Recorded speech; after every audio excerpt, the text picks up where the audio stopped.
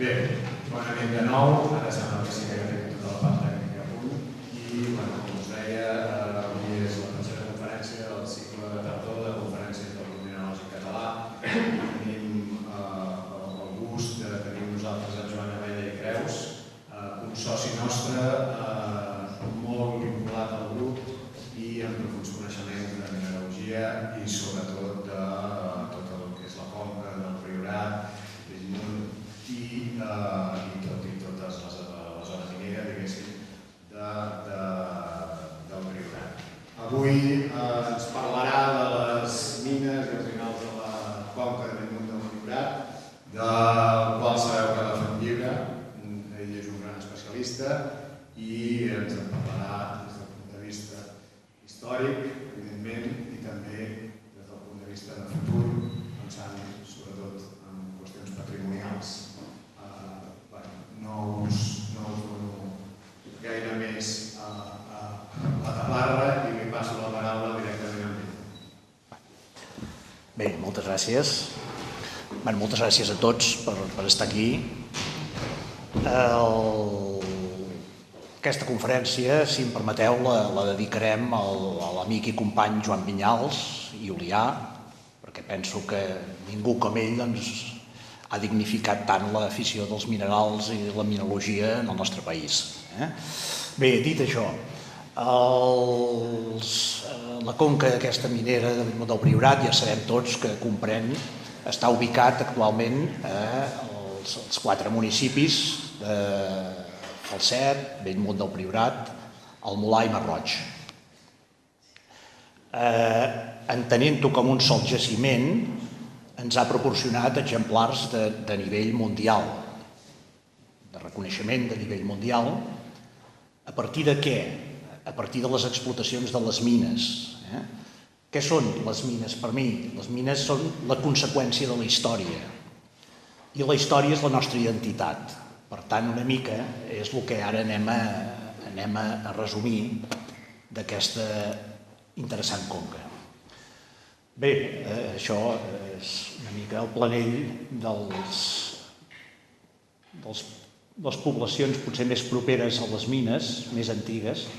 El que és important de destacar aquí, que jo quan em vaig plantejar de fer el llibre, una de les coses que veies amb tots els llibres i amb la literatura, no tan sols d'aquí, sinó també d'altres jaciments, que deien que els jaciments es havien explotat en el segle XIX, just quan hi havia les concessions mineres, que són els documents que ens són més fàcils d'aconseguir, i també sobre explotacions algo més antigues dels romans, perquè resulta que el Plini havia estat traduït a tots els idiomes i era de fàcil accés. Després, clar, em vaig plantejar i dic, home, però aquí, aviam, ens descuidem com a mínim 2.000 anys, no? 2.000 anys. I això passa amb molts jaciments, Això si mirem llibres de mineria o de mineralogia antics i actuals, sempre veurem això. El jaciment es va explotar a partir del segle XIX, finals del segle XIX, i es havia explotat amb antiguitat sobre jaciments romans. No tot és així. Hi ha una continuïtat. El meu interès va ser intentar aconseguir informació que pogués lligar una mica tot aquest període històric. En aquest cas concret, més o menys 2.800 anys. Poca cosa hi havia, però per sort, algunes persones pioneres que estan en aquest moment aquí, la senyora Margarida Genera, per exemple, havia treballat molt el jaciment de Port-roig del Roget, la Núria Rafael havia treballat el tema del poblat del Calvari i ja es coneixia, evidentment, també tot el tema de Castellet de Banyoles. Aquí podríem parlar del bronze final,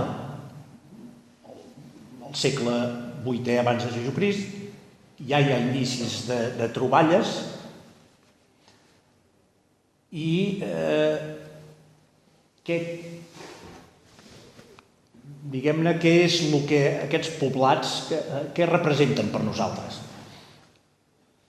Quan llegeixes, quan mires, te'n dones compte que aquests poblats no és com altres, que hi veus grans sínies de blat, llocs de cultiu propers, sinó que aquí veus uns poblats ubicats en una zona agrícola no massa rica, més aviat potser de supervivència, és a dir, que no aconseguien producte excedentari en quantitat per comercialitzar, i et fas la pregunta de dir, bueno, aviam, quina funció tenien aquests poblats ubicats molt a prop del riu Ebre, que era una gran via de comerç. Quina és la utilitat? Arribes a la conclusió que, evidentment, i amb les proves que s'han anat trobant, que es dedicaven, eren poblats molt dedicats a la mineria. Probablement també a la metal·lúrgia, però sobretot a la mineria. Què tenim aquí? Home, al Port Roig del Roget tenim la mina Ramona, o mina del Barranc Fondo, que està realment a peu, són 300 metres des del poblat, o poc més. Aquesta mina del Barranc Fondo sabem que s'hi ha obtingut argent, sabem que s'hi ha obtingut coure i sabem que s'hi ha obtingut minerals de plom. El Calvari, que probablement ja és d'una edat més del ferro, potser es va treballar més durant el segle IV, segle V abans de Jesucrist, tenim un jaciment molt proper, que és el que coneixem avui com a l'Inde Mariquita. L'Inde Mariquita, clar, abunden dos elements, bàsicament, que són la galena, és a dir, per l'obtenció de plom, i el coure, que tenim des de la calcopirita fins a les tetraedrites que ens poden donar coure. També hi hauria argent, però aquí, així com a la mina Ramona es va trobar argent natiu i es va trobar clorur de plata, que és molt fàcil d'obtenir, aquí els indicis no apuntarien a que hi pogués haver plata o poguessin haver obtingut plata d'aquest punt concret. Després, què tenim? Doncs tenim això, tenim unes vies de comunicació que ens porten cap al riu Ebre. Tenim una altra via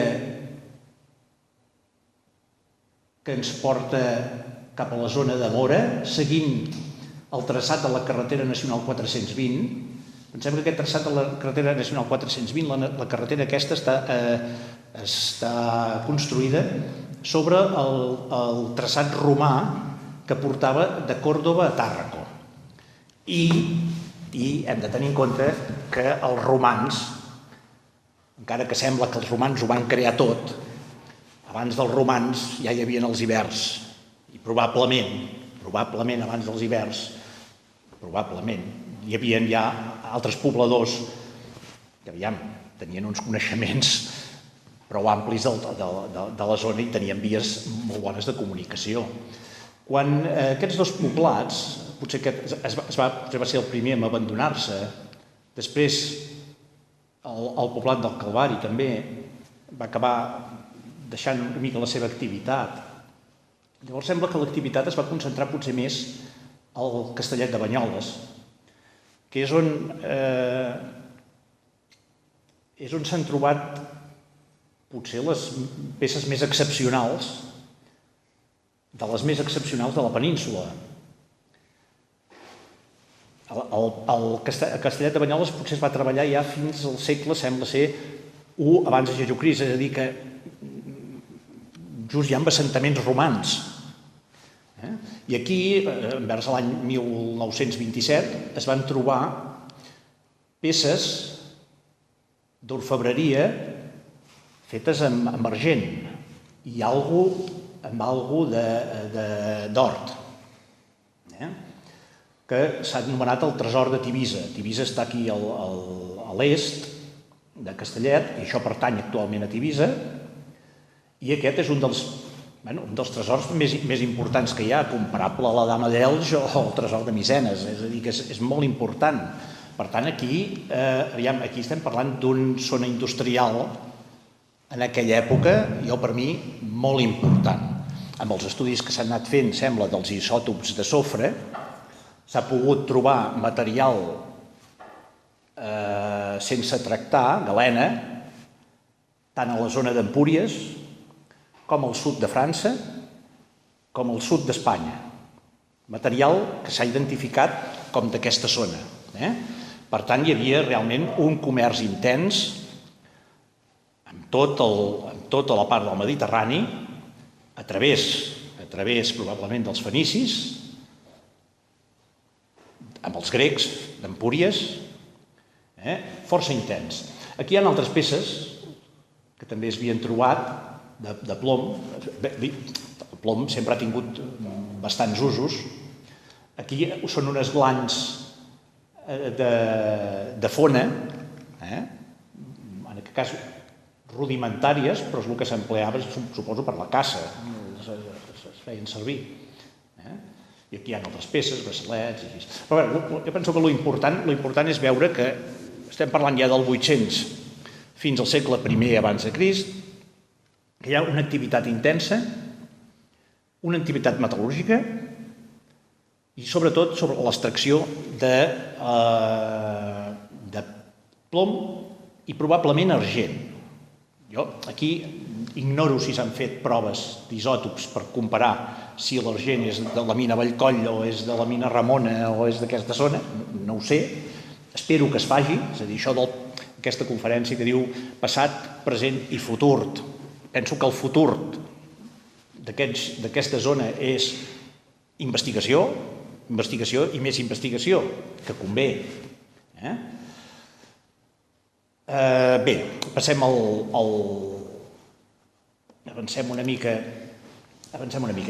Aquí només hi ha uns apunts. Veient el que hem vist, veient la riquesa d'aquesta zona, es pot començar a teoritzar, hi ha molta gent que ja, més que teoritzar-ho, quasi ho afirma, que el tema de Tartessos, o la Tarsis que ja ens surt en la Bíblia, la podríem situar més aviat a Tortosa i no al sud d'Espanya, com es va situar. Sembla que hi va haver una confusió, que es va confondre la Tarsis per Cadis.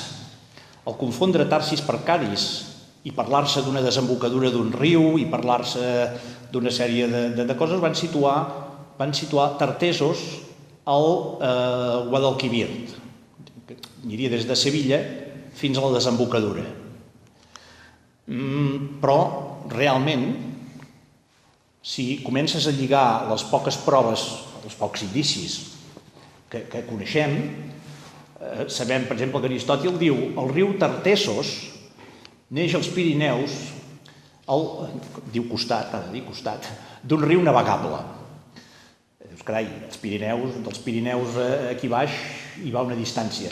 També sabem que el Segre, que s'uneix a l'Ebre, es havia discutit si el Segre també, en època antiga, si el Segre i l'Ebre eren un sol riu.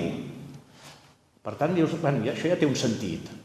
També ens diu, venia de la Hispània cèltica. La Hispània cèltica, és a dir, el riu Ebre neix a Cantàbria. Per tant, té un sentit. Ens diu que desemboca al mar de Ligurd. Sembla que el mar de Ligurd agafava més o menys des d'aquí dalt, part de Perpinyà, fins al final de les illes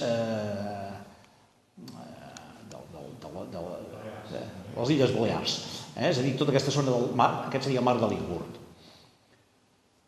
També sembla que hi havia un rei una mica mític que es deia Geron o Teron, que deien a les cròniques romanes que estava a la Hispània Citerior, és a dir, la part nord de la península, l'altra era l'Hispània ulterior.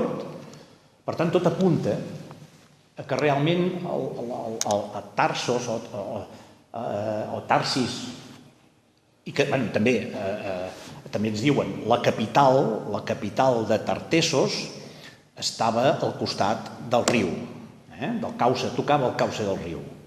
Llavors dius, aviam, entra també en la similitud de Tortosa, que per cert, en àrab, quan es tradueix literalment Tortosa es tradueix Tartosa. Per tant, la similitud és molt gran. Si tenim en compte, a més, el tresor trobat i la riquesa que hi ha realment, cada vegada ho pots lligar més. Perquè què ens diu la Bíblia, precisament? Ens diu que això és curiós. Jo aquí he posat un de coure perquè quedi una mica més alegre a la pantalla, però en realitat la Bíblia ens diu què comercialitzaven? Plata, ferro, estany i plom. És a dir, aquí tenim el plom de la conca minera, a l'Aragó la riquesa en ferro, la plata, per mi no hi ha gaire dubte que tota la part de l'Albiol i la part de Falset és rica en plata i va ser documentada i està perfectament documentada a l'edat mitjana. I l'estany és potser l'únic que nosaltres aquí no tenim. Coneixem alguna cosa a Cap de Creus, tenim algunes cosetes per allà a Cornudella, però són unes quantitats que no ens permetrien tenir excedents per comercialitzar en absolut. L'únic que ens permetria l'estany d'aquí potser alguna cosa molt local. Però sí que tenim que sabem que l'estany venia de les anomenades cassitèrides. És a dir, que les cassitèrides estan a la part, es considera que estan a la part de Cornualles, al sud del Regne Unit. Sabem que hi havia una ruta de l'estany que entrava pel Loira i jo penso, home, tampoc no seria de dins estrany que baixes una mica més i tens el naixement de l'Ebre i un riu navegable, per tant, hi podia haver comerç amb les cassitèrides, però tampoc cal anar massa lluny. Tenim Galícia, que sabem que en època romana hi havia vies de transport de l'estany cap al riu Ebre, fins a la part navegable, i de la part navegable cap al mar Mediterrani. Per tant, així teoritzant una mica. També hi ha el tema aquest que he apuntat aquí. Els púnics van conquerir 3 illes davant de la ciutat de Tartessos. Aviam, si els púnics, que en definitiva eren fenicis, ja estaven situats al sud de la península que ja era d'ells, que carai havien de conquerir 3 illes davant del Guadalquivir, que a més no n'hi ha cap d'illa davant del Guadalquivir. Sembla que hi ha uns illots, però no es poden considerar 3 illes de cap de les maneres. Per tant, dius, lliguem tot això, és a dir, que si mirem això, probablement no tan sols tenim els ibers, sinó que anterior als ibers probablement tenim els tartesos. I els tartesos probablement són la població indígena abans de la població dels íbers i, aviam, Tartesos és molt fàcil, molt probable que sigui Tortosa, perquè de fet han buscat tartesos per tot arreu i han buscat restes arqueològics, no s'ha trobat res tampoc. Vol dir que podria ser-hi. I lligant-ho una mica amb tot això, a part del tema d'aquest, també una cosa que sempre m'ha sobtat, i això és la primera vegada que ho comento, perquè això no surt ni al llibre ni de bon tros, és la toponímia de Bellmunt del Priorat. Jo sempre quan he arribat a Bellmunt, arribo a la carretera, veig la població de Bellmunt i sempre m'he preguntat com carai se'ls ocorreix dir que el topònim és una paraula composta de Bellmunt. És a dir, Bellmunt, munt vol dir muntanya, vella, muntanya vella. Jo sempre m'he preguntat, aviam, què carai de vell té aquesta muntanya, si no n'hi ha de muntanya a Bellmunt. Pots veure el Montsant lluny, però es diu el Montsant, pots veure un turonet al costat que es diu el Serraí, que ja té nom i toponímia, i dius, com carai, Bellmunt, aquesta toponímia, jo diria que aquí algú no va afinar prou bé, o se'ns ha perdut en el temps, Això és una de les coses que s'ha de mirar. Però sí que sabem, o hem sabut, que en Vivert plom es diu Bèlun. Per tant, és molt fàcil que de Bèlun passéssim a Bellunum i de Bellunum passéssim a Bellmunt. I això sí que tindria i cobraria sentit. De dir, aquesta zona era la zona del plom. Era la zona dels ibers, era la zona que els ibers treien el plom.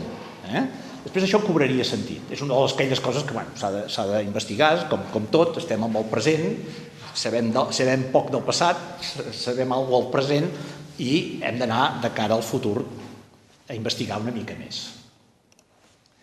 Passem el temps i ens trobem que la zona, els romans es van assentar a tota la zona, hi ha assentaments a Castellet de Banyoles, hi ha altres assentaments, probablement aquí més proper a les mines, també hi ha un assentament a Bellmunt. I què trobem? A partir en el 1940 i escaig, quan entra a les mines del Priorat, entra com a gerent en Carlos Maria Galofré Folch, que era nebot d'en Joaquim Folch. Es van fer algunes investigacions cap a la zona que s'anomenava Blancardera, que és la zona on hi ha ara la mina Règia, tota la part de la mina Règia, sobretot el que és la Règia Antigua, la més propera al riu Siurana. En aquella zona, ell va explicar que es va entrar en un pou i a una profunditat del pou d'uns 140 metres es va localitzar una zona molt estreta on van trobar llantes romanes, eines, però que ni es van estudiar, es van donar al Museu Vilaseca de Reus. Curiosament no es van classificar i va quedar el material perdut allà en el museu. Quan jo en vaig tenir notícia, al fer el llibre, vaig contactar amb la gent del museu i els hi vaig dir que busquessin, que sembla que hi haurien d'haver aquestes eines. Van buscar i l'únic que van aconseguir d'aquella troballa van ser aquestes dues llantes, que encara era viu el senyor Galofré, les va poder identificar com les que s'havien trobat, les van treure uns nens de la zona aquesta tan estreta perquè no es podia entrar.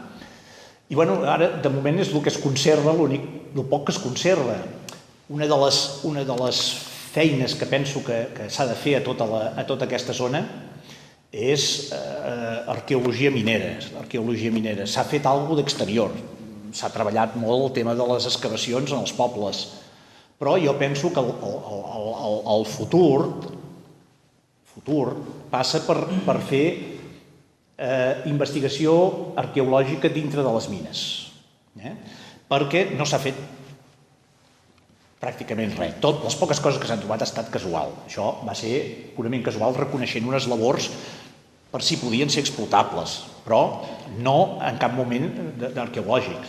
Després hi ha hagut una mica de controvèrsia de dir, escolti, és que això es va trobar una profunditat que era molt elevada pels romans, perquè en aquella època els romans potser no havien arribat tan en fons. Aviam. El pou que parlava el senyor Galofré estava situat molt a prop de la mina Règia actual.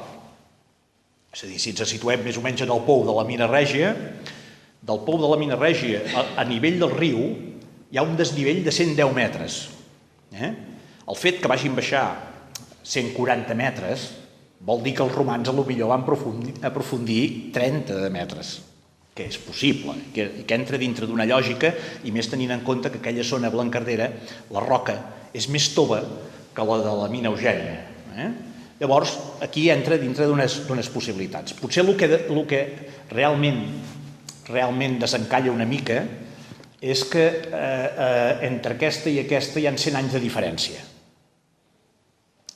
Aquesta vindria a ser del segle finals del tercer a principis del quart i aquesta seria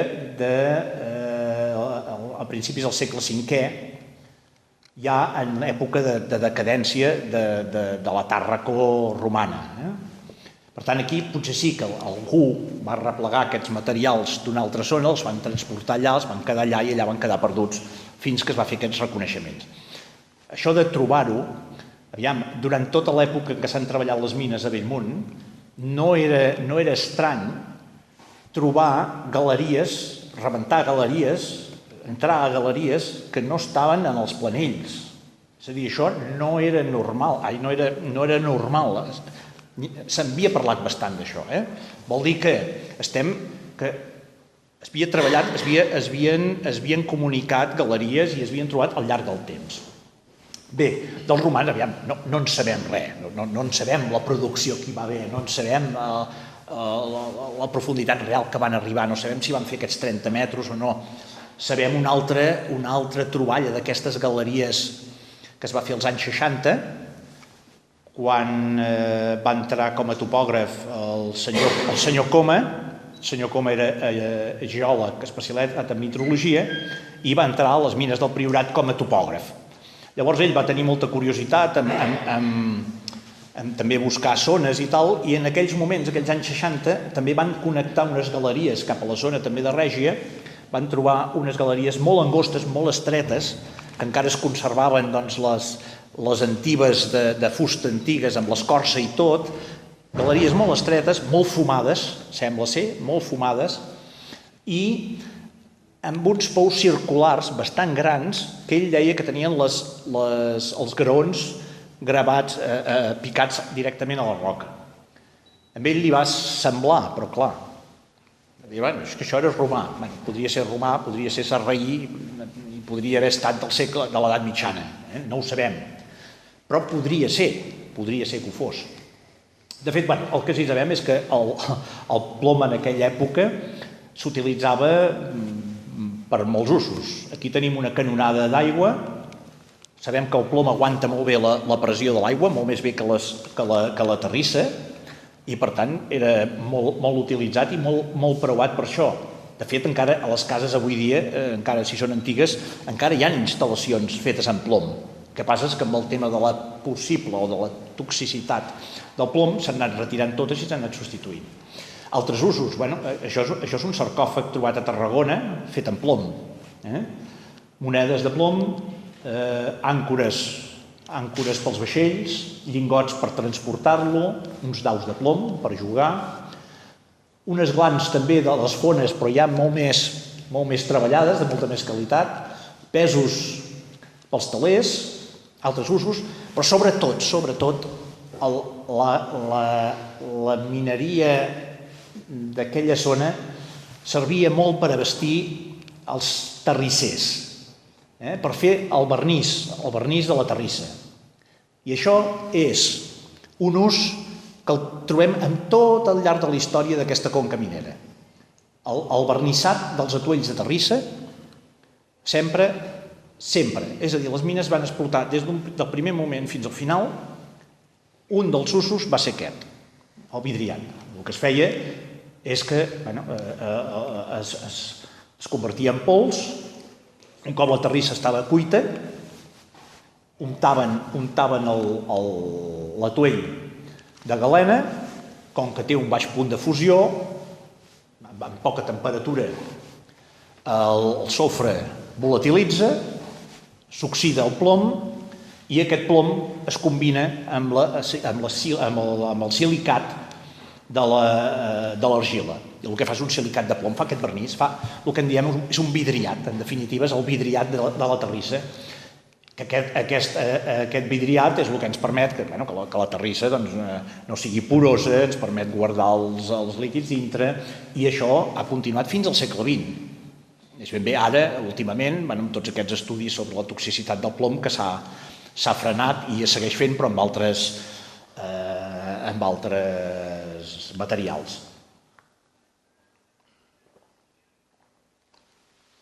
El plom,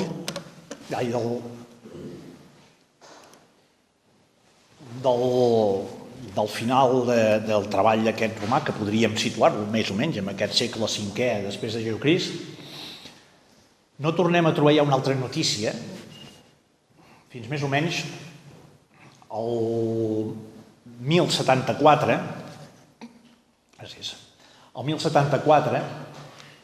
que tenim un llibre que es diu dels camins i dels regnes, és un llibre de geografia, escrit pel senyor Al-Bagri. Al-Bagri va néixer a Huelva, a la part sud de la península, i va escriure aquest llibre de geografia. En el llibre de geografia hi ha una referència que ens diu que a la comarca de Tortosa, fixem-nos que això és un planell original de l'any d'aquella època. Si mirem per aquí, mirem Tartusa, traduït directament de l'àrab. l'Ebre, encara que la situació ja veiem que els mapes d'aquella època encara no s'havien perfeccionat. Això no guarda pas massa relació amb la realitat. Però tenim Tortosa, la comarca de Tortosa. Fixem-ne una cosa, fixem-ne que ells el mapa, perquè ho puguem entendre, no és com ara. Ara tenim un Google Earth, tenim unes cartes, carai, escolta, que ens ho indiquen tot. Aquella època, en absolut, però en absolut. Fixem-nos que aquí ens parlen de la Tarruca. Aquí per aquí tenim, ara ho veig, però em sembla que tenim Barcelona. És a dir, tenim les poblacions més importants representades. Amb ells no els hi parlis de Bellmunt, del Molar, el que sigui. Era la comarca de Tortosa. Bé, doncs aquest senyor ens diu que a la comarca de Tortosa hi ha unes mines de galena en què el seu alcofoll és d'una qualitat comparable a la d'Isfahan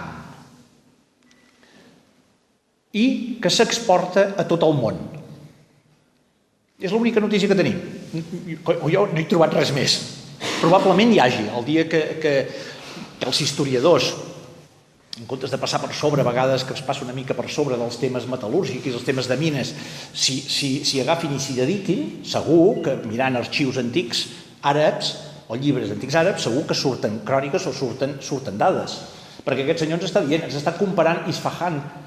Isfahan està a Pèrsia, o estava a Pèrsia, és l'actual Iran. És un dels 15 jaciments avui encara més importants de plom i zenc.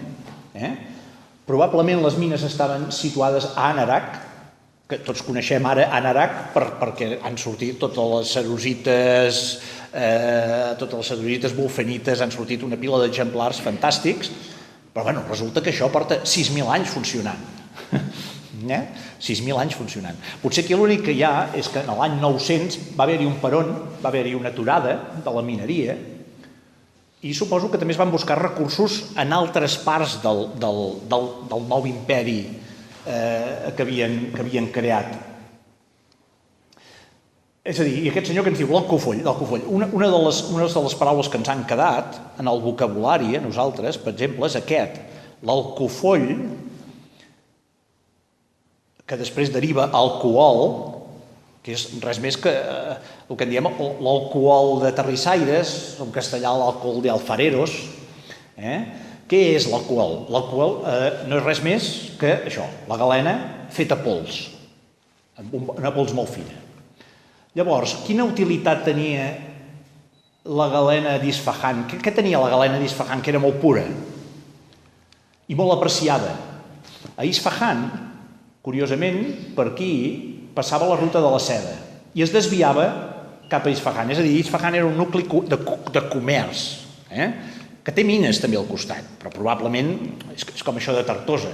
Escolta, ens diuen Tortosa, però les mines poden estar a 200 o 300 quilòmetres, vull dir, tampoc no anaven de massa, no cotaven massa. És a dir, aquí podrien ser aquestes mines de Narak, que sabem que estaven en funcionament des de temps immemorial.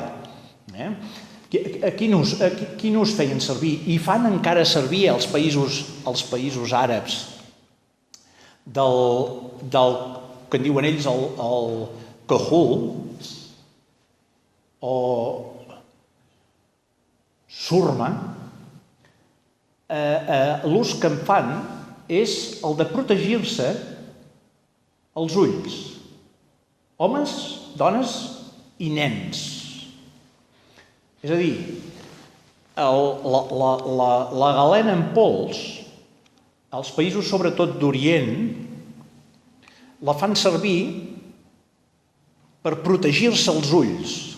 Aquest era un ús molt important en aquella època.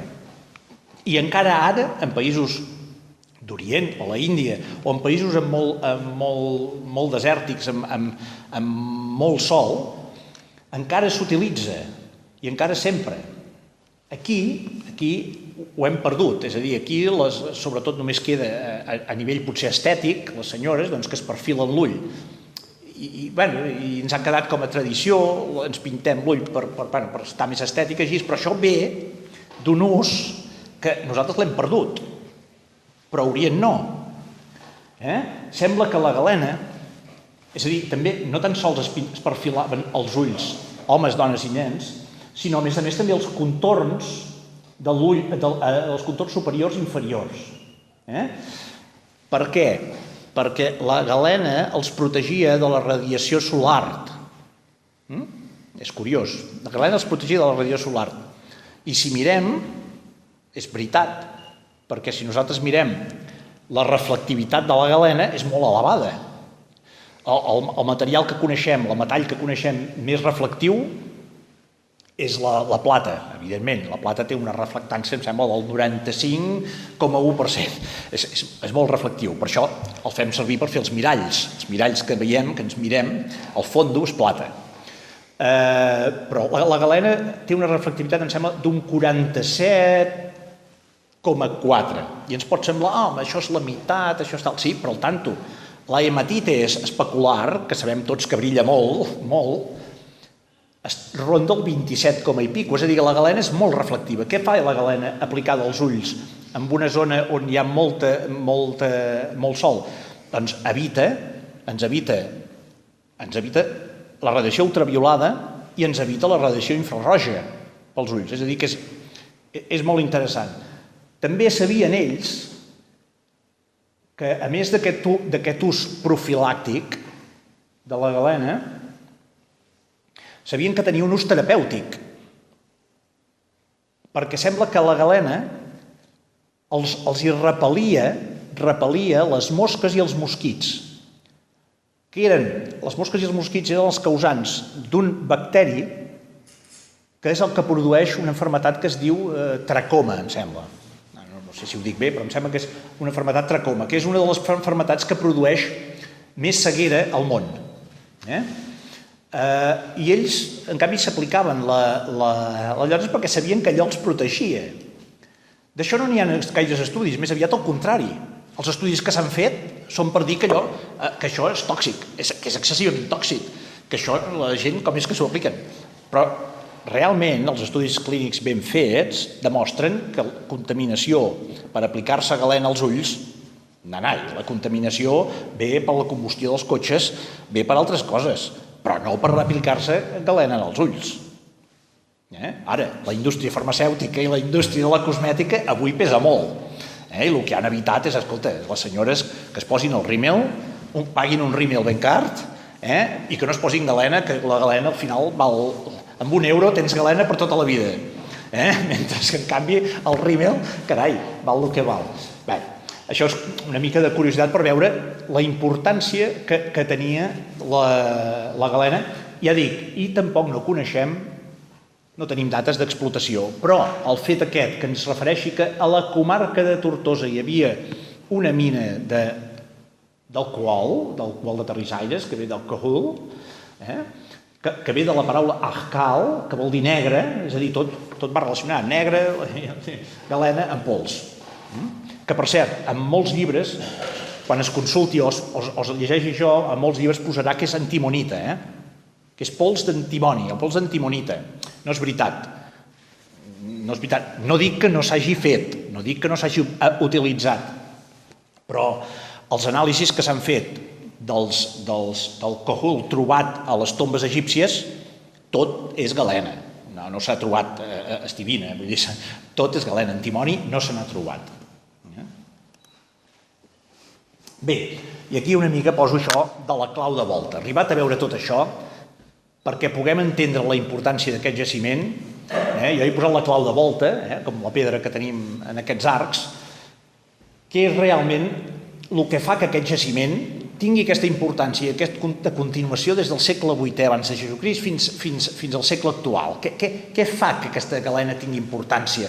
Perquè si anem a mirar, no estem parlant del jaciment més important d'Espanya en quantitat de galena. Hi ha jaciments al sud que els superen molt més. Què és realment el que fa que aquesta galena sigui especial? Que ja la tinguessin en consideració des del segle VIII abans de Jesucrist, que els àrabs la comercialitzaven per tot el món conegut en aquell moment, que després a les lleis mineres del 1825, 1846 o així, les mines de Falset se les reservés l'Estat junt, ni més ni menys que amb les d'Almadén o Rio Tinto, que dius, home, escolta, Almadén i Rio Tinto són dos dels jaciments més importants del món. Com és que també es reserven això? I al final s'acaba entenent que és senzillament per una qüestió de puresa.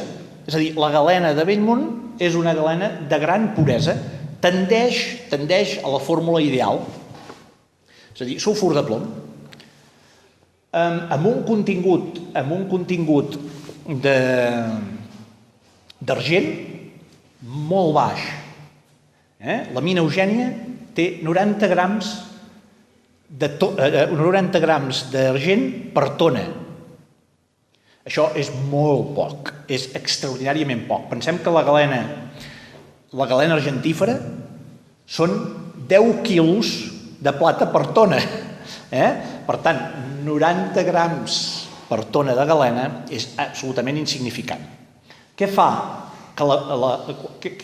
Què passa quan la galena és molt pura? Doncs que el punt de fusió és molt baix.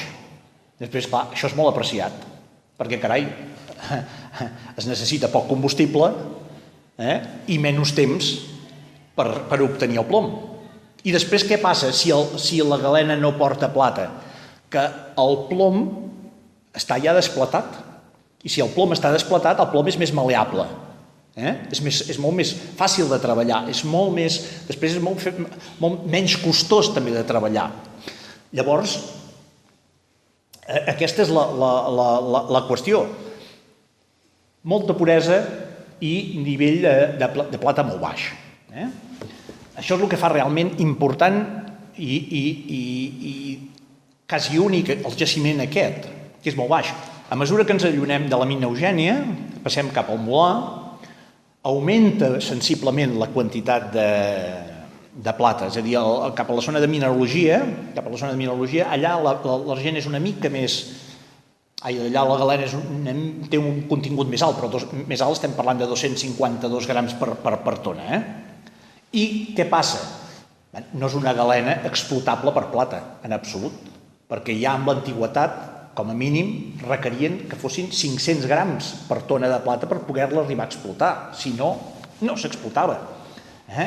Per tant, aquí una mica, els potser primers textos que es va parlar de l'obtenció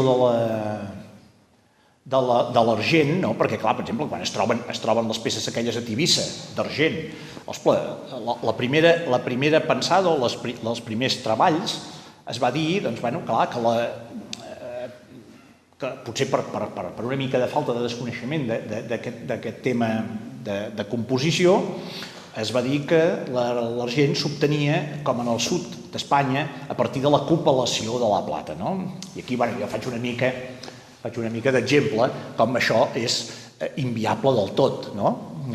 Escolta, si la mina Eugènia, una tona de galena, pots obtenir 90 grams de plata, per exemple, en les mines que es van treballar en el segle XIV, en un sol dia, en un sol cros, que és una mina, en una sola mineta, que treballaven 3 o 4 persones, en un sol dia obtenien 600 grams de plata, tenint en compte que per fondre una tona, o per cupel·lar, no per fondre, per cupel·lar, és a dir, per obtenir de la galena la plata, es necessiten 21 tones de fusta, necessitaríem 7 tones de galena, obtenir 7 tones de galena per obtenir 600 grams de plata, i per tant necessitaríem 147 tones de fusta, que és el que equival a més o menys 500 arbres adults. Clar, això evidentment seria terrible, seria inviable, perquè ha sigut una desforestació, vaja, en mesos, no hagués quedat res. Per tant, no, la plata aquí l'obteníem nativa, l'obteníem de jaciments que n'hi ha, i queda demostrat. Aquí poso jo, per exemple, un llingot. Aquest llingot el vaig fer jo a partir d'argent trobat a la mina Vallcoll. Aquest llingotet pesa exactament 600 grams, és a dir, que per obtenir aquesta plata a partir de la galena de les mines de Bellmunt, imagineu-vos que hauríem de gastar 500 arbres adults i obtenir 7 tonelades de galena. Hauria sigut algo tremendament absurd. Però sí que és molt important que ens quedem amb això de la importància de la galena, perquè si no, no entenem la importància que ha tingut el jaciment, no ens entra al cap, no ho podrem entendre. Bueno, anem passant èpoques i arribem a una època que, per sort, la tenim força documentada a partir dels documents que es van trobar a l'arxiu local de Medinaceli. Aquí es van trobar uns documents, per sort hi va haver una gent que s'hi van dedicar a transcriure'ls, que consistia bàsicament en unes ordenances de mines del segle XIV, concretament dues, del 1342 i 1342 i 1346, que organitzaven, diguem-ne que organitzaven més que organitzar, és que marcaven les pautes, diguem-ne, per l'explotació de l'argent a lo que era el comtat de Prades i baronia d'Entença. Quan es produeix la conquesta del Priorat per part dels catalans, es produeix el 1151 i acaba, més o menys, quan es conquesta Siurana, el 1154. A partir d'aquell moment, el que ara coneixem com el Priorat queda repartit en quatre senyories. Escornalbou, Cabassers, Escala-Dei i Entença. Nosaltres els que ens interessa són Escala-Dei i Entença. Els altres no en sabem res, però vull dir, Escala-Dei i Entença sí, perquè Escala-Dei i Entença es reparteixen una mica la conca minera. El que és Falset actual i part de Bellmunt pertany a la senyoria d'Entença, i el que és part de Bellmunt, és a dir, tot el que seria Règia, tot el que serien els jaciments de Règia i tot el Molar, pertany a Escala-Dei. És a dir, Escala-Dei, a partir de mitjans del segle XIII, ja recull els delmes, que era el 10% de tot el que es produïa, ja els recullen ells. El que fa, i a partir de mitjans del segle XIV, no, finals del segle XIV, a Escala-Dei se li reconeix la facultat de poder explotar ells mateixos, els cartoixans d'Escala-Dei tenen la facultat d'explotar ells mateixos les mines. No les exploten ells mateixos, les arrenden, però en cobren les rentes. Què fan? Creen una casa que és, ja ho veurem, la Casa Gran allà a prop del riu Siurana, on allà recapten els impostos. No en sabem gaire d'Escala-Dei perquè els arxius van quedar disgregats i sembla que no s'han treballat massa, però també és un punt molt important que en un futur, jo penso que una part de l'arxiu està a Montserrat, però em sembla que són tot el tema de música i així, i l'altra part de l'arxiu, que suposo que deu estar a la Biblioteca de Catalunya, no ho sé, l'altra part de l'arxiu hauria de contenir part de totes aquestes dades. Vull dir que seria interessant de moure-ho de cara a un futur. I sí que passa que la part de la senyoria d'Entença, també a principis del segle XIV, passa a unir-se al comtat de Prades. I aquí és on ja ve una relació. És a dir, el comerç en aquella època de la Mediterrània, clar, nosaltres, la Confederació Catalano-Aragonesa, dominava la Mediterrània, tot el comerç de la Mediterrània estava dominat per la Confederació Catalano-Aragonesa, vull dir, nosaltres érem una potència, vull dir, això que et diuen, no, és que vosaltres no heu sigut mai un país, no, i tant, sí, i a més important en aquell moment. Fins i tot hi va haver un escriptor il·lustrat, que a més era coronel castellà, que en el segle XVIII va acabar dient que els catalanes eren los segundos holandeses d'Europa. Vull dir que perquè aquest senyor segle XVIII, és a dir, després, a més després de la guerra de 1714, acabés dient que los catalanes eren los segundos holandeses d'Europa, vol dir que va tenir molt pes això, vull dir, no, va tenir pes. En aquella època el comerç es desenvolupava i es pagava en plata per tota la Mediterrània i la Confederació tenia molt interès en aconseguir plata. Aquí no coneixíem la metal·lurgia, no la coneixíem la mineria de la plata. El tema de Catalunya no la coneixien, la mineria, o s'havia perdut. És a dir, la tradició minera de la plata no. Continuava la de plom. La de plom ha continuat al llarg de tots els segles. Però la de plata s'havia perdut. A finals del segle XIII es va conquerir Sardenya, les illes de Sardenya, que allà sí que hi havia hagut mineria, tradició minera, hi havia mineria de la plata. I el que fa el comte Pere de Prades és demanar que es portin ordenances, les ordenances que hi havia d'allà, i les adaptem a les ordenances del comtat de Prades. Una mica aquestes ordenances no deixen de ser un precursor de les lleis de mines. Són les primeres, entre cometes, les primeres lleis de mines que tenim coneixença nosaltres aquí. Això s'adapta i s'adapta aquí. I a les pròpies aquestes pròpies ordenances, què ens parlen? Ens diuen, quan parla de l'albiol, per exemple, que era un lloc que s'explotava també, és a dir, l'albiol és un lloc també interessant per anar-hi a buscar plata, és un lloc d'aquests per mirar-s'ho amb calma, perquè es va explotar també argent a l'edat mitjana.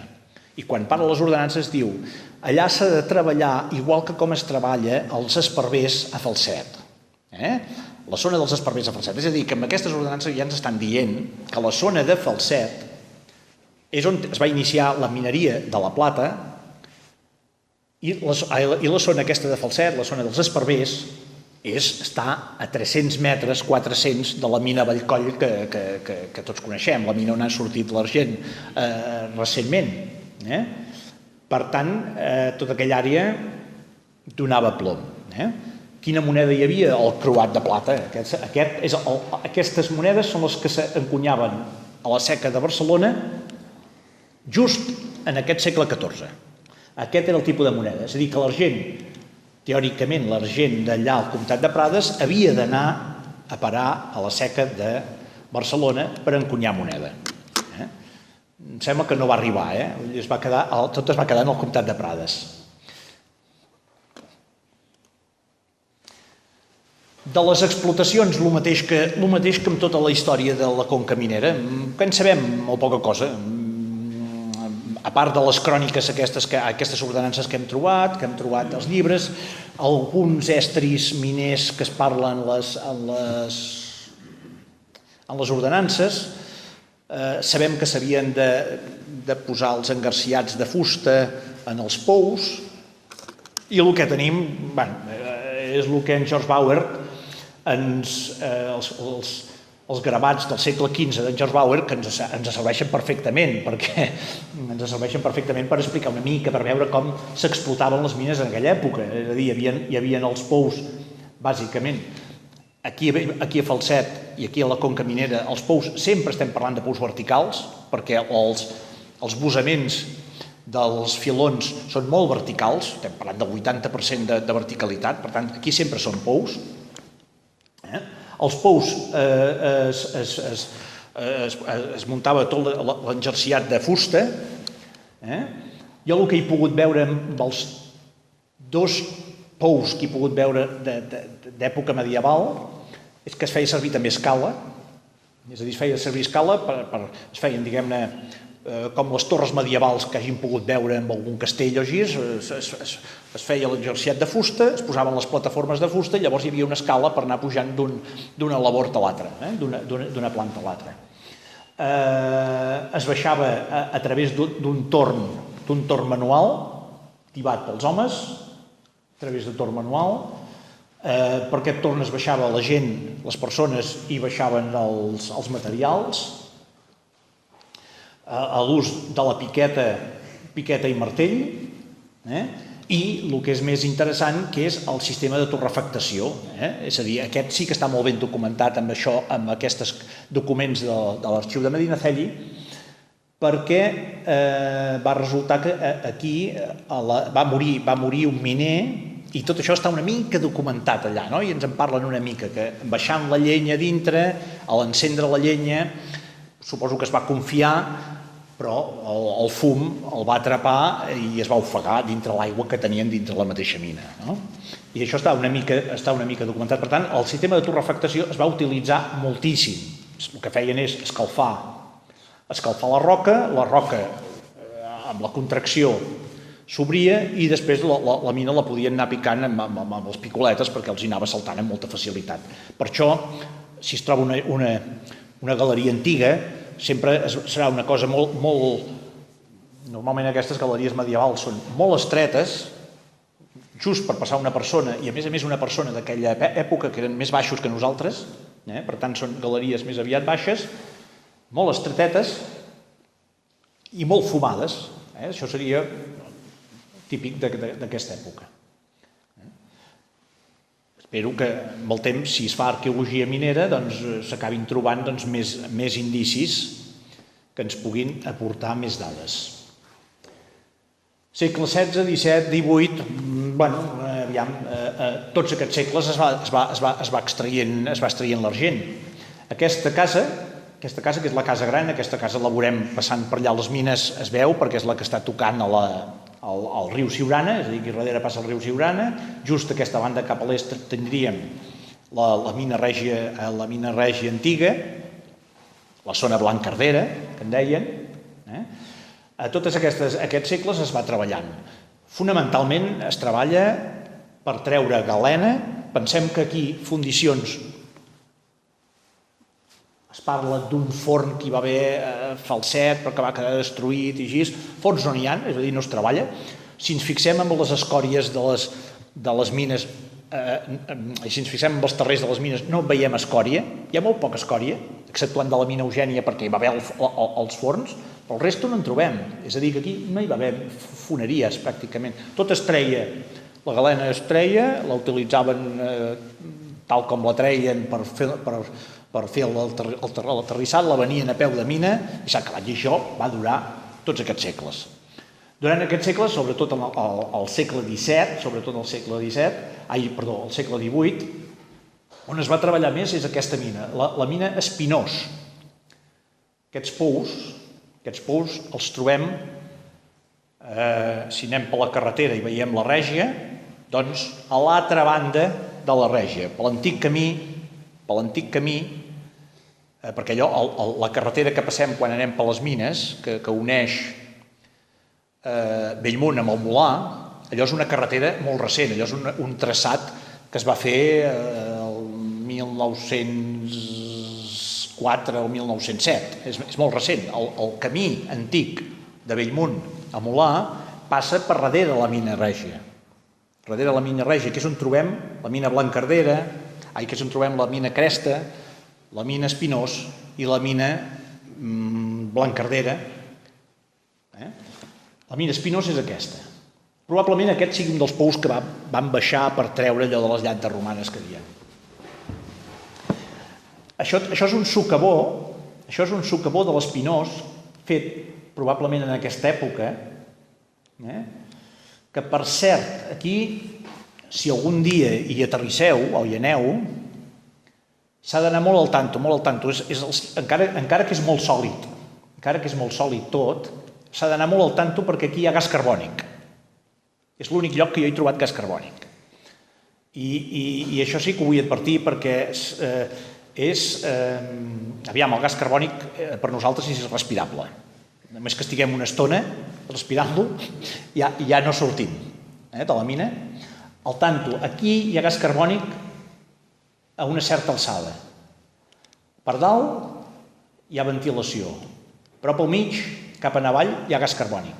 Per què? Perquè aquesta entrada va quedar tapada molt temps. Només destapada per la part de dalt. I aquí ha anat entrant el gas carbònic, s'ha anat depositant en aquesta mina. I aquí, i és molt... Jo només ho he experimentat una vegada, però ho explico perquè això sí que és important de conèixer. En un tipus de mina així, o s'ha d'anar amb una flama i veure si s'apaga o no s'apaga, o la prova del canari. Portar el canari i aviam si es mora. Si es mor el canari, nosaltres fora. Perquè aquí em vaig haver d'ajupir, vaig respirar molt poc, però, nois, el resultat és... per sort, me'n vaig salvar. Però el que t'agafa és una taquicàrdia molt forta, suors, desorientació i pànic. Pànic. Estàs allà dintre, pànic. Tens l'entrada allà davant. I t'agafa pànic, literalment. Jo no ho havia experimentat mai. I després, quan vaig estar mirant, aquello és conseqüència del gas carbònic. Per tant, això és un tema que és molt seriós, molt. Només passa amb això, en llocs que hagin estat tancats o estiguin tancats. És a dir, això en un lloc ventilat, com pugui ser la galeria de l'Eugènia o com pot ser les galeries de Règia o així, això no passa absolutament res. O la mina Jalapa, que té una ventilació fantàstica. No hi ha cap perill, en absolut. Però en llocs tancats, sobretot, s'ha d'anar molt al tanto. Perquè jo em vaig sortir, però de la mateixa manera que em vaig sortir no hagués pogut no sortir. Allà on jo em vaig ajupir hagués hagut mineral, em quedo allà, senzillament, perquè hagués intentat picar, hagués cansat, m'hagués ofegat, senzillament. Un dels usos que també es van tenir en aquestes èpoques, estem parlant de la guerra que tots sabem, del 1714 així, és la fabricació de bales, del plom. Tant aquesta guerra, tant al segle XVII com després les guerres carlines de 1838, també la galena es portava a Miravet i allà es feia armament. Aquí una mica he posat això per tallar una mica i parlar una mica del tema de la mina Vallcoll, perquè sempre és interessant, que ens ha permès redescobrir tota una sèrie de minerals que jo penso que situen aquest jaciment, o tot el jaciment de la Conca, amb un nivell alt, amb un nivell alt. Una mica la història recent d'aquesta mina, perquè la història antiga d'aquesta mina era el que coneixem de l'edat mitjana. Aquest pou, encara que no es veu gaire bé, aquest pou era el pou número 2 de la mina Vallcoll, que en aquest pou és on va sortir el filó d'argent. No sé si es veu, però costa una mica de veure. Aquí, en aquesta part, hi han d'haver unes marques paral·leles, que són les marques de les escales. Allò que dèiem, que es baixava per les labors, baixava d'una escala. Aquest pou encara conserva aquestes marques aquí. I a partir d'aquí és on hi havia el filó de plata, que es va treure. A què ho devem, això? Aquest senyor, en Pere Coll i Rigau, va marxar de Barcelona amb 13 anys, es va embarcar cap a Cuba, va arribar a Cuba, va muntar una empresa de venda de llumins, una fàbrica de venda de llumins. Als 18 anys ja tenia carruatge i en aquell moment esclaus, i amb 44 anys, com un bon indiano, va tornar cap a casa i es va dedicar a muntar negocis. Un dels negocis que va impulsar, va comprar unes terres allà a Pals, un dels negocis que va impulsar és reintroduir el cultiu d'arròs, que això es havia perdut, allà a Pals es havia perdut, ara torna a funcionar, gràcies a aquest senyor. Va tenir molt interès, allà es va trobar amb un conflicte per uns drets feudals, i hi va haver un litigi cèlebre que va anar a parar al Tribunal Suprem. Durant aquest litigi, com que això era un tema feudal i a més allò era el comtat d'Empúries, que resulta que el comtat d'Empúries s'havien permutat els cosins amb el comtat de Prades, quan es van remenar els documents és molt probable que aquest senyor hagués tingut algun indici de la plata d'aquella zona de Falset. No del lloc concret, però el dels esparvers, segur que ho van tenir constància.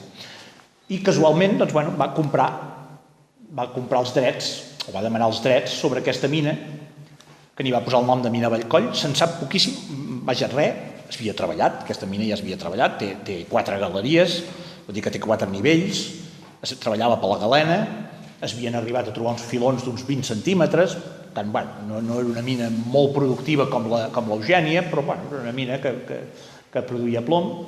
I el que va fer aquest senyor, ell no directament, perquè això ho va deixar amb un facultatiu, el que van fer és fer un reconeixement, es parla d'un reconeixement, precisament el 1906, es va fer a la crònica, precisament sembla que es va anunciar en aquesta casa, la troballa de la plata. Què van fer? Van fer un reconeixement en aquest pou, el pou número 2. El van netejar. Jo el que he vist allà a la zona, i això ens ha de servir per si busquem jaciments antics, el que m'he fixat en aquesta zona és que a l'època medieval, quan acabaven les labors, és a dir, ells arribaven fins a l'aigua, pràcticament. L'explotació de plata s'arribava a l'aigua, quan s'arribava a nivell freàtic, la mina es tancava, perquè a més els filons allà de plata són molt superficials. Vull dir, aquí a la mina Vallcoll aquest filó es va trobar 6 metres de superfície. Vol dir que originàriament això arribava a superfície. Els que van explotar a l'edat mitjana arribava a superfície. Després què feien? Quan acabaven aquests fous el tapaven. Quedaven tapats. És a dir, la majoria, suposo, de mines medievals d'aquesta zona segur que estan tapades. Exceptuant que el jaciment no hagi tingut continuació per una altra banda, com aquí en el plom, i llavors alguna galeria tallés aquests pous antics. I aquí a la Vallcoll passava. És a dir, les labors per buscar plom van tallar aquest pou número 2 per sota. Llavors aquí, el 1905 més aviat, destapant aquest pou, netejant-lo, perquè evidentment van trobar per sota que hi havia un runam, el que van fer és desrunar-lo, treure'l i netejar-lo, senzillament. Però mentre el van netejar, a 6 metres de superfície, és a dir, jo estic fent la foto, diguem-ne, quasi bé a superfície, a 6 metres van trobar un filó d'argent. El filó d'argent sembla que podria tenir un recorregut d'uns 50 metres per uns 3,5, és a dir, 50 de profunditat, 3,5 de llargada i una amplada entre 20 i 50 centímetres. Déu-n'hi-do. Però no deixa de ser per nosaltres, que en diríem vulgarment, un llentiot. Un llentiot d'argent. Què va fer aquest senyor? Bueno, ràpidament, va fer un contracte amb opció compra a la Banca de París i Països Baixos. Va agafar el mes de maig de 1906, formalitza un contracte amb la Banca de París. Jo entenc que la Banca de París ell en podia tenir coneixement perquè llavors, en aquella època, la mina Eugènia pertanyia a la companyia de mines de Bellmunt. Era capital belga. Per tant, és molt fàcil que hi hagués coneixement entre ells i ell el que va fer és arrendar-la així.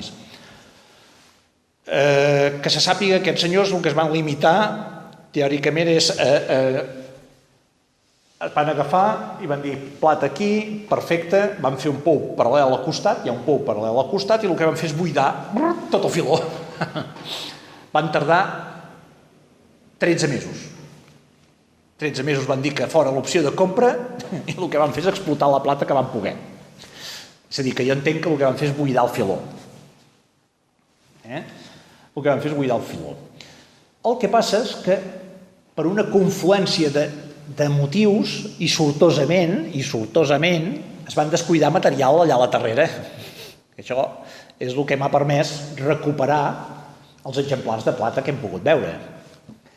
Per què s'ho van deixar? Perquè hi va haver una confluència de factors. És a dir, a aquella època, primers de segle XX, es havien descobert els filons de Comstock, els filons de Cobalt, als Estats Units, que eren potentíssims. Allò va abocar molta plata al mercat i va fer baixar el preu. És a dir, això, un factor. Segon factor, el transport. Aquesta empresa el que explotava era una banca, la Banca de París. La Banca de París portava el material amb carros fins a l'estació de Marçà, de Marçà cap a Tarragona, de Tarragona cap a França i a fondre França. Vaja, caòtic. És a dir, això, els números no crec que sortissin de cap manera. El que passa és que, clar, el que van trobar és un filó molt ric. D'entrada, allò va animar, clar. Segons el senyor Folk, això jo no ho he pogut comprovar, segons el senyor Folk parla de que el primer carregament que va arribar a França era de tal riquesa de plata que sembla que va fer baixar inclús la cotització de la plata a París en aquell any. Això ho diu ell, jo no ho sé, no ho he pogut comprovar. És possible, és possible. Però bueno, tenim aquest factor. Per una banda, la baixada de preu de plata perquè es troben jaciments molt més importants que inunden el mercat. Segon, un transport que feia pràcticament no rentable l'explotació. I tercer, un altre factor que hem pogut comprovar molt més recent, que és que aquesta plata, a diferència d'altres llocs, que és en quars o que és en calcita, aquesta és en dolomita. Després, què passa? Que el carbonat de magnesi resulta que és molt refractari i o s'elimina tot, que costa moltíssim, o si barreges això a la fosa, fa una pastarada i acaba fent malbé els forns. Per tant, la plata d'aquí era complicada. L'edat mitjana era diferent, perquè allò es picava, es treia tot el carbonat, s'obtenia la miqueta de plata, es portava al castell de Falset, s'aixejava i es convertia en moneda. Però aquí, que no estaven de punyetes, el que feien és portar-la amb el carbonat, com portarien la galena, com portarien l'argent d'un lloc que es trobés amb calcita, la portaven cap allà i el que passava és que allò creava unes pastarades que suposo que va fer inviable això.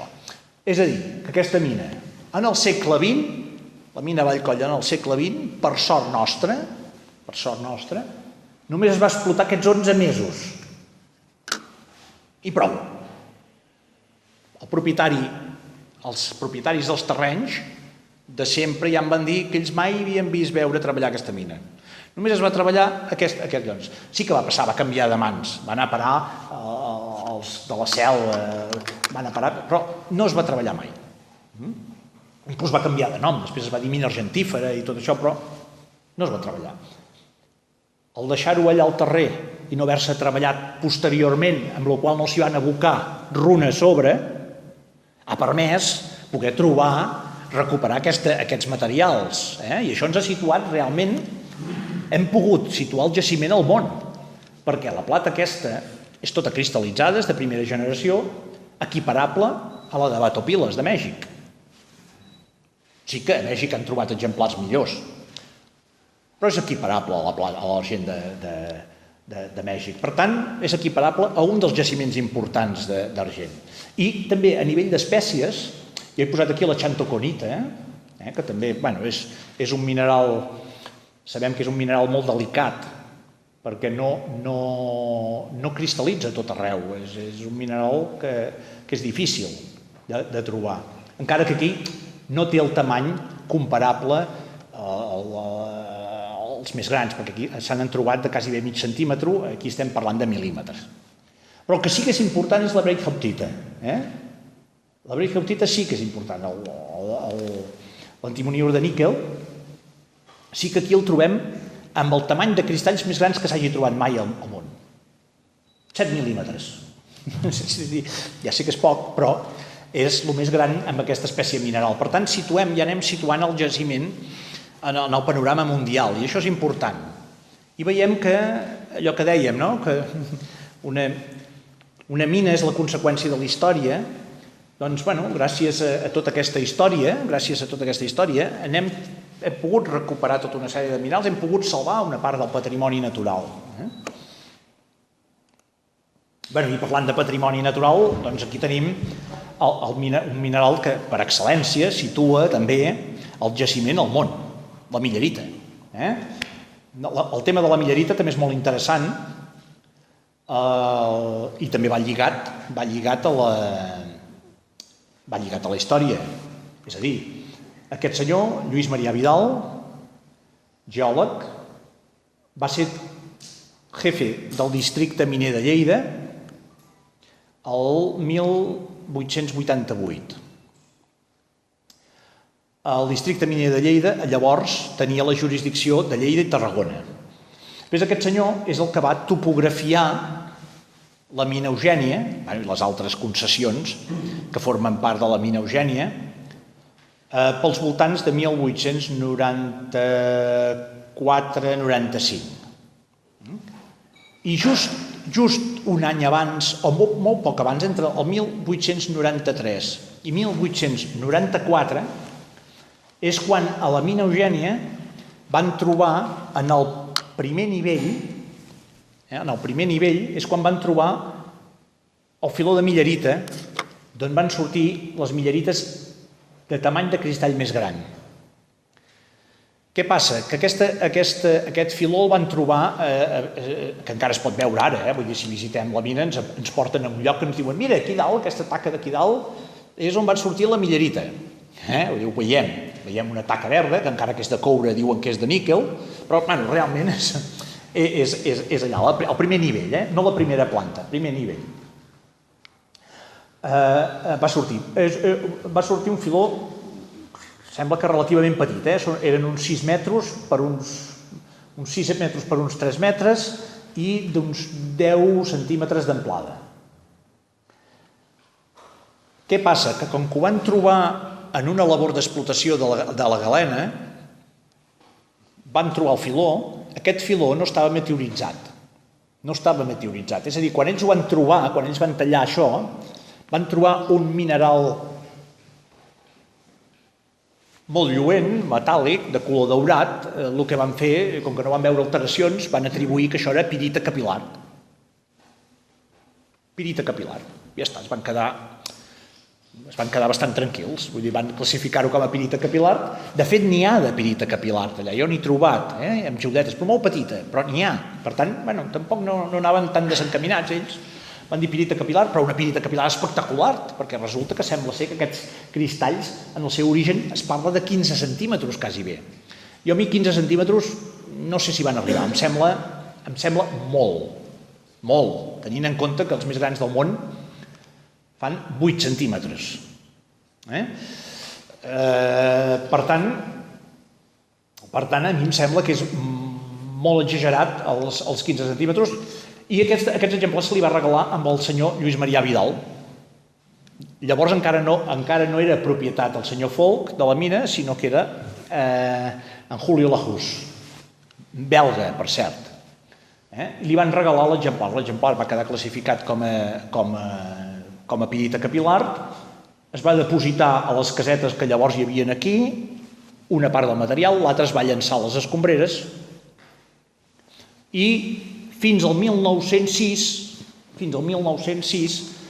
que ja s'havia construït la Casa de les Mines, la casa que coneixem, la Casa de les Mines es va construir el 1905, el 1906, el senyor Folch, llavors tenia 14 anys, es va trobar aquest material i el va classificar com a millerita. Per què? Perquè això s'havia trobat el 1893 i el material aquest havia quedat en unes males condicions,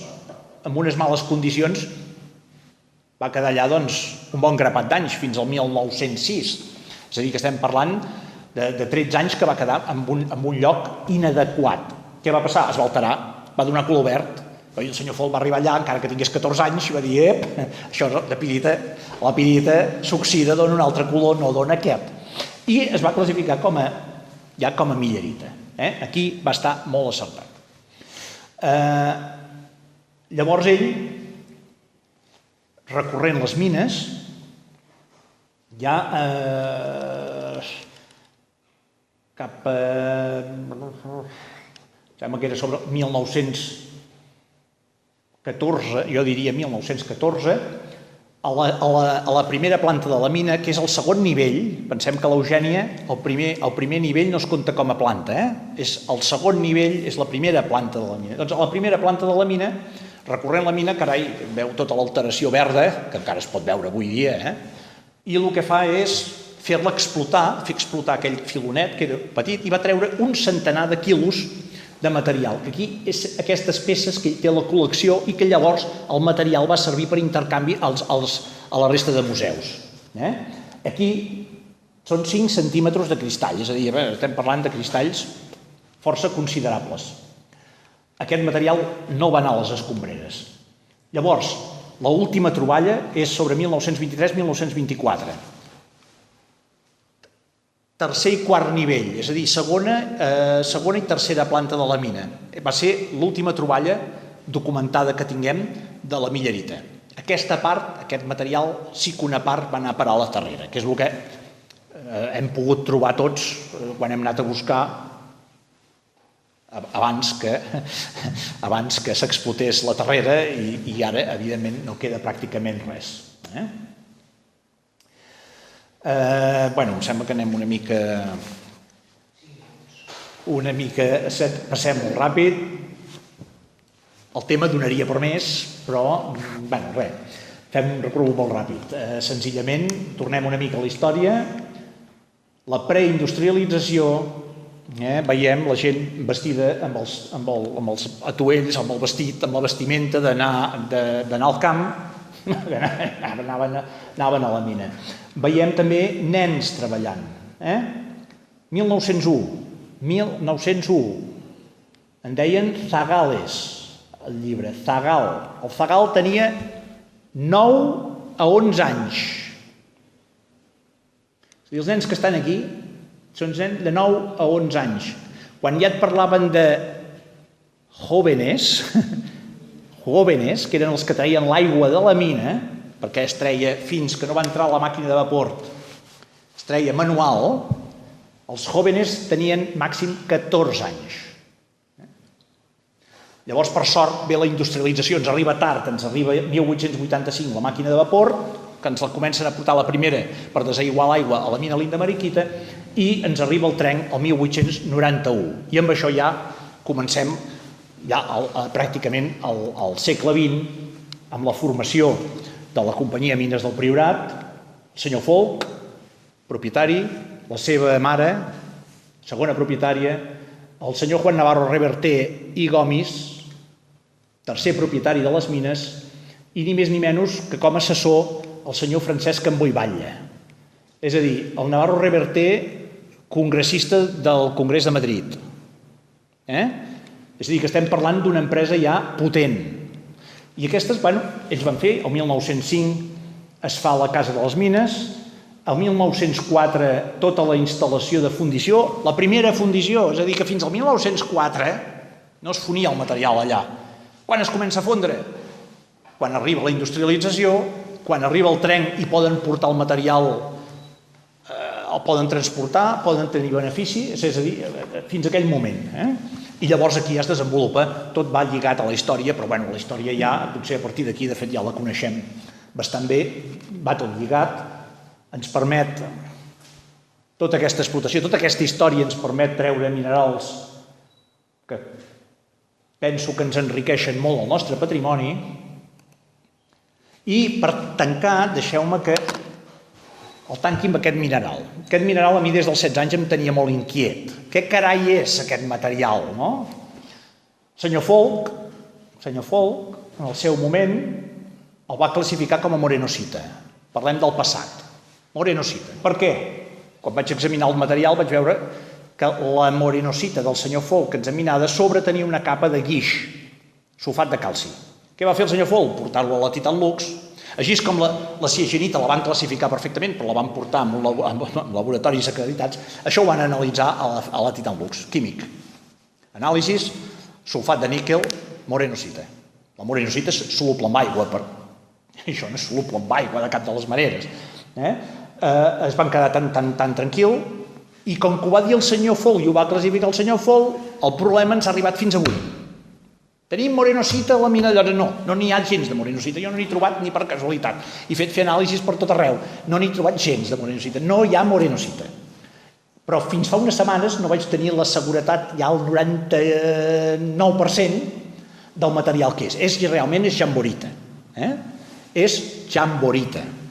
Amb un 99% de possibilitats i d'èxit, jamborita. Però precisament aquí, passat, senyor Folch, un error. Present, jamborita. Futur, la jamborita està en vies de desacreditar-se. Per què? Perquè probablement estiguem parlant no d'un mineral, sinó que estem parlant de diverses espècies. Futur nostre. Aquí sortiran diverses espècies.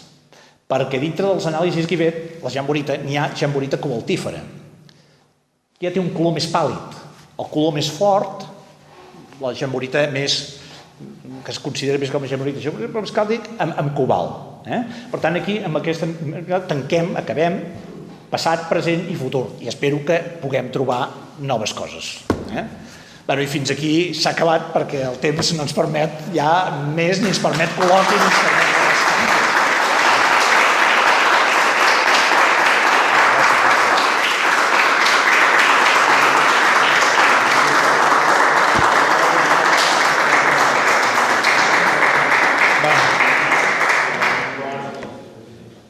Moltes gràcies, Joan, per la teva conferència. Gràcies per haver vingut i per haver-nos delicat. A vosaltres per aguantar i no dormir-se. No, i sobretot gràcies a tots vosaltres per haver vingut.